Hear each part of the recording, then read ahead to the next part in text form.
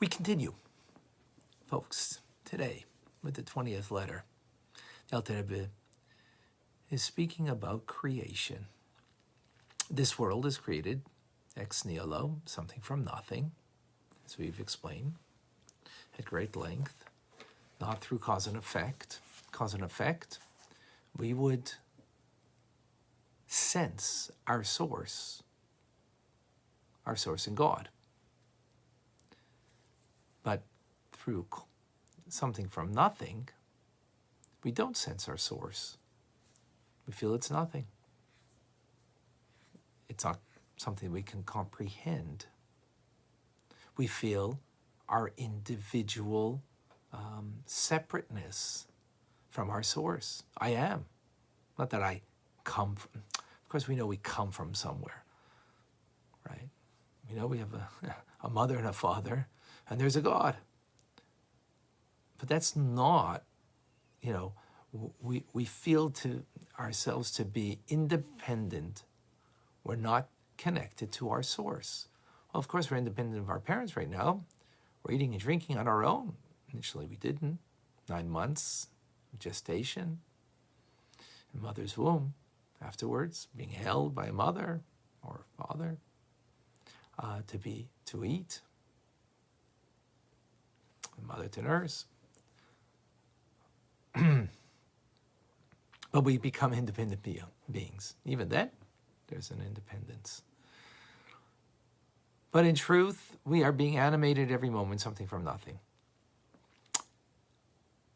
And what we want to come away with is an appreciation of this physical world that God creates and how awesome it is connected to its divine creator.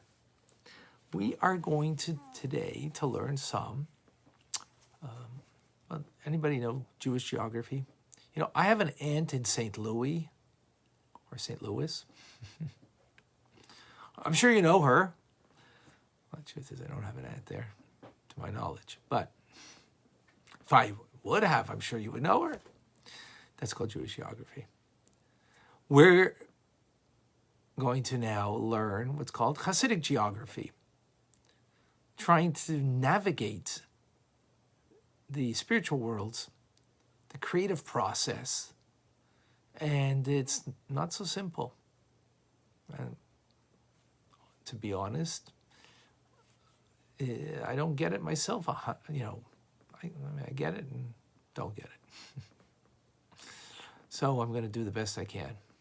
Short class today on understanding the process. So let's understand. There's the infinite of God we call Ein Sof. And then there is the finite of God, which we call divine attributes, sefiros. And it is through those 10 divine attributes, sefiros, 3 intellectual, Chabad, and then the rest. We've learned at length in the past. They are the, so to speak, God's tools that are one with him, that he uses to create the world. Therefore, there's great wisdom that's found in the world, knowledge, kindness, compassion, power, all of these, the attributes of the divine. These sefiros are made up of 2 components, light and vessel. The light is, so to speak, the infinite quality, and the vessel is the delimiter, the defining quality, the limiting quality. Through the divine attributes, in general, it is the divine force that creates, being that it's one with the Ein Sof, so it has the power to create something from nothing, which is only a capability of God. We don't have that, as we've explained previously. Now, specifically, to create a substantial yesh, a yesh means a thing that is independent And independence, there are many different levels. It's just we see in our lives, we have an independence in utero, somewhat. Not, complete, but there is, we're dependent, but there is an independence in the sense that it is a fetus. Full term is, right? But yet, when it first comes out from utero, then it's complete independence. And then some say complete independence is after you're out of the house and you're making your own living. Right, so there's stages in that. So there's stages. Well, the reason for that is because there's stages in the spiritual creative powers. So the vessels of the 10 divine attributes of the world of Bria, Yetzira, and Asiya. Oh, another thing important. We have to understand there's 4 worlds. There's godliness, God, Ein Sof. There is emanation of God, which is the world of Atzilus. And then there's the creation of God, starting with the spiritual world of Bria, Yetzira, and Asiya, and then finally this physical world. So we're starting now from the beginning point. We're not getting to this world yet. Got a ways to go in the evolutionary process from Ein Sof to a physical world. But the vessel component of the 10 divine attributes of the sefiros in the world of Bria, Yetzira, and Asiya, and also the oiros, the lights, and here there's 3 dimensions to vessels and 3 dimensions to light. I know this is probably getting confusing. I'm sorry, but I'm trying my best. This is a vessel, right? Say l'chaim, on some mayim chaim, some water. It's got 3 dimensions to it. Outer, inner, in between, intermediate. Inner dimension is what it contains. The outer dimension is the handle that you have on it. And then you have the in-between. So when we speak about vessel, there's 3 dimensions. And I speak about specifically, and like 3 dimensions. So in lights and in vessels, there's 3 dimensions. And the 3 dimensions are similar to the 3 levels of the soul. 3 inward levels of the soul. Nefesh, Ruach, Neshama. So a vessel has 3 dimensions. Nefesh, Ruach, Neshama levels. Light also has 3 dimensions. Nefesh, Ruach, Neshama. Okay?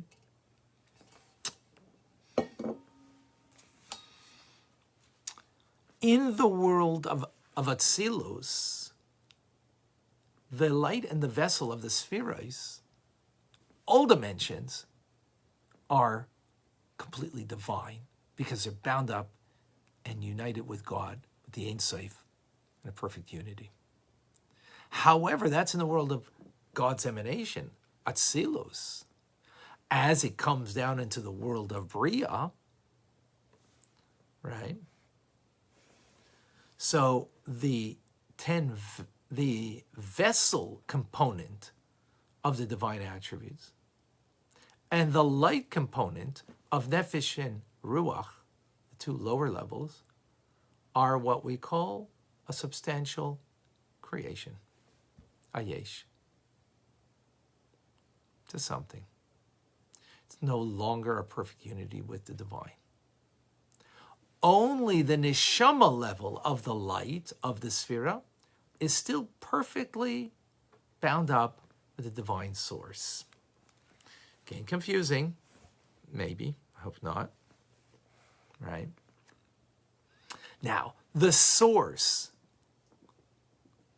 the 10 divine attributes of Atzilus, the source of creation, but specifically the source is Malchus, the last of the 10 divine attributes, royalty, sovereignty. And the light of that sefira, together with the vessel And the vessel, as we said, well, everything has 3 dimensions, right? 3 dimensions. And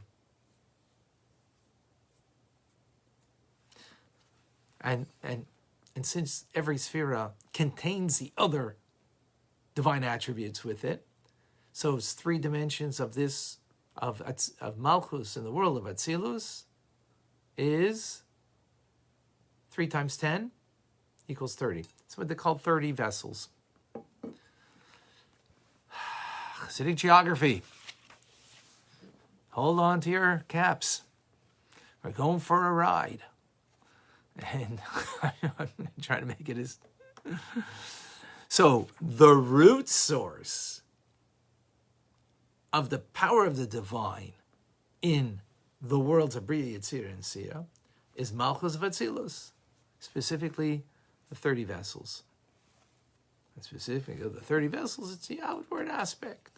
Because the outward is the way you have a handle on something. It's the way something else has a handle. So it's the way it, now Malchus goes into the world of Bria, Yetzirah, and Siyah and provides life. What's it providing life for? Well, there's a world there in that world. And in Bria, Yetzirah, and Siyah. And it's also providing life. Life meaning, remember that this sphere is the power of God, the creative power of God. So in the world of Atzilus, it's also providing life. It's creating the heichalos, the chambers, which are an emanated yesh, because it's in the world of Atzilus. Right?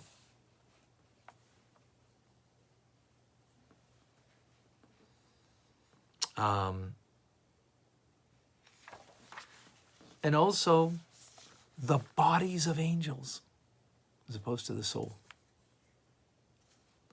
which are also created from the external aspect of the vessel, of this Sefira, Malchus, and Atzilus, right? Which are not divinity, right? The body, when we speak of body of an angel, we don't mean a physical body. But just like just in the spiritual realm of the divine attributes, there is light and vessel in the divine attribute. So in that which it creates a body and soul. Right? Just like there is body and soul in us. We're starting way before us, way before physical us down here, or a physical world down here. Still in the high realms of the spiritual worlds. Angels. They're not divine. The bodies of the angel.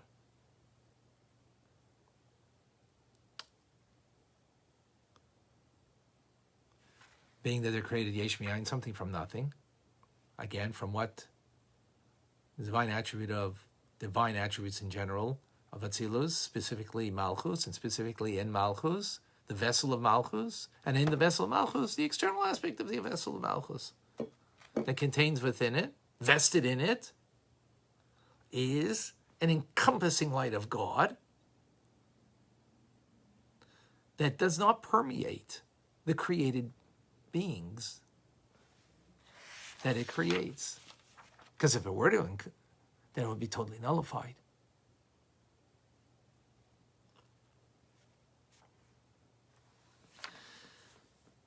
It's actually a short class, and I made it long just to hopefully give some kind of understanding over here.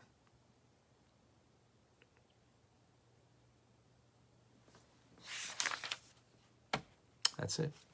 I hope some clarity is there. If not, you'll come back. We'll try again to bring more clarity. Okay.